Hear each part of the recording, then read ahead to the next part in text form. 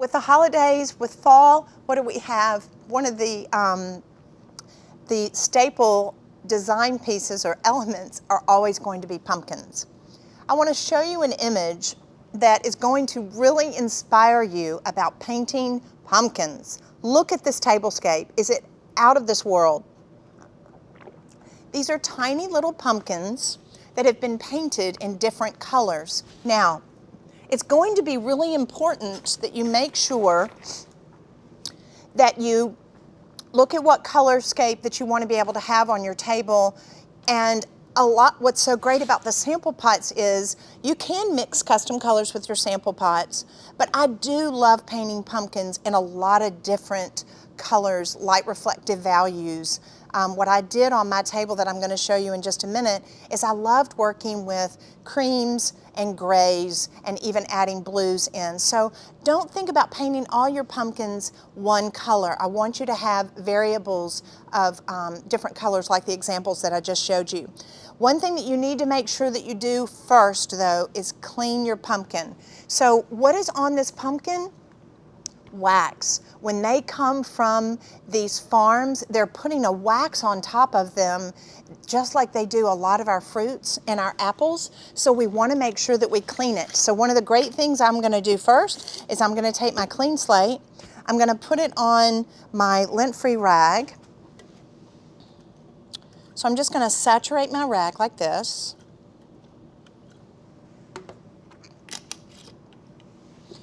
And I'm going to come on top of it and I'm really saturating it. I'm coming into it and kind of scrubbing it because this is going to start to clean that wax off. If you're not careful, it's just like we talked about with furniture. Waxes can act as a surfactant when you're working with chalk-based paints, and you want to make sure that you get them nice and clean and grease and wax free. So I'm just going to come back. I want to make sure that I dry it. So I'm just going to flip my rag over. I want to make sure that it dries off. Now, you don't have to rinse this with water or anything afterwards. It's going to be a nice clean surface that's ready for you to paint. I want to give this just a second to dry. So today I'm actually going to be painting this with Luxe Gray. So this is another reason why I love these pots so much. Just make sure you shake them up really well. Now you are seeing white pumpkins everywhere, but because my holiday gathering place that we're doing on this live event, I had a dark gray wall, I had my beautiful Brooks gray chairs, that I thought it would be fun to have a real pale gray. So I thought that's why Luxe Gray would look so great. All right, so I'm gonna stir this really well. Make sure the bottom is stirred up and it's ready to be able to be spread on. So I'm gonna dip my brush in here like this, and I'm gonna start at the top and work my way down. Now, you do need to make sure that you put on at least 2 coats for coverage. I need to make sure that my clean slate has completely dried. I can tell that it needs to be wiped off. See, it's kind of, that's what you get from doing live shows. I've got to make sure that all of that's off of there. All right, so I'm going to come back again. I want you to just do long, clean strokes when you're going to be painting your pumpkin. You do want to come back and overlay it just like we do all of our pieces of furniture. And you want to allow about 15 to 20 minutes to dry in between your layers. So you don't have to worry about getting it too perfect. This is a great project to be able to do with your children and your grandchildren, is painting pumpkins. So I'm not going to go on and paint the whole thing just strictly for the sake of time.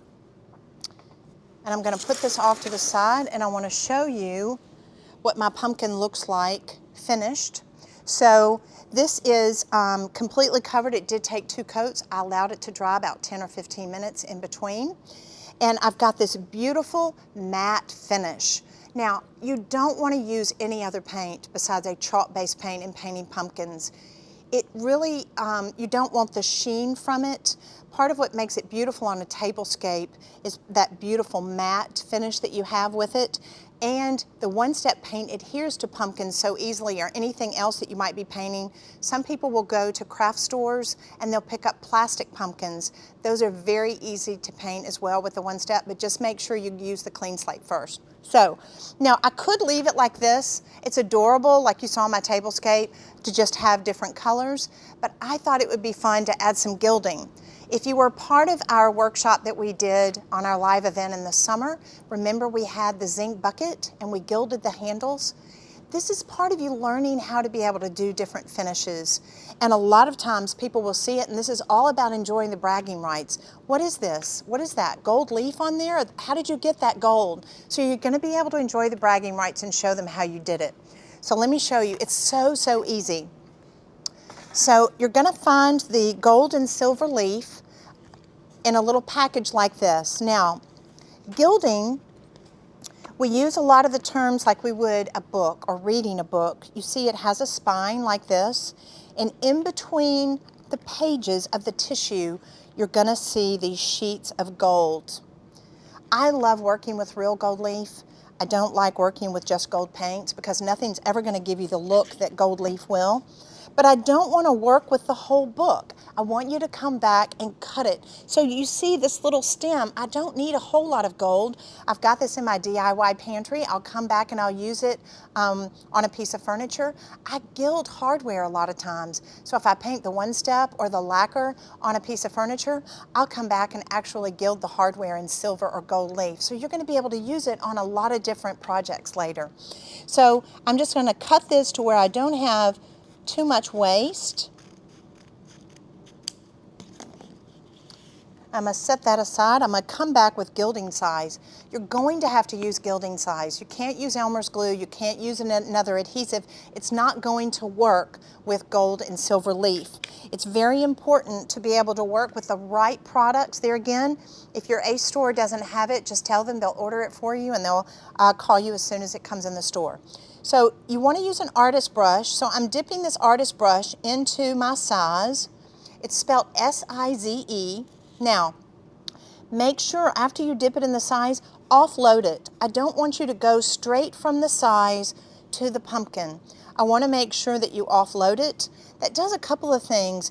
It makes sure that it's evenly distributed. See, a lot of times if I have too much on the side, I'll just roll my brush like this.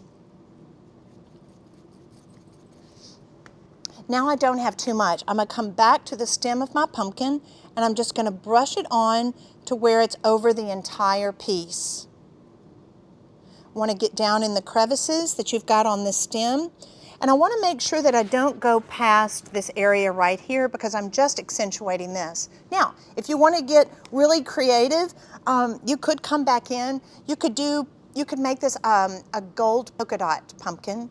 And what's so fun, I just think about working with my children and grandchildren, how we will allow them just to kind of be creative. You can do all kinds of things with it with different stickers or decals and come through with the size and add the leaf on top of it.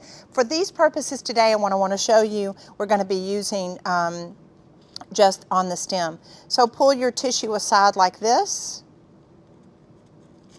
fold it back, and holding the entire book, I just want you to lay the leaf. Now, as I'm holding it in place, I want you to come back and burnish it really well, like this. And then just come back again and overlap it. That way it's going to be able to get on the whole piece. You're going to come back and you're going to clean it up with your chip brush to get all the loose stuff off, and then that way you've got a beautiful gilded stem. Now let's look over at our tablescape that we did earlier with our white and gray pumpkins on our table that we did. How beautiful is that? Now I just took an old wood crate that I found, and I took some magnolia leaves and eucalyptus leaves and pine. It's always good to mix different textures of greenery in a piece that you're going to be working with. Now see the gray color? There's your Luxe Gray, Linen, Ballet White.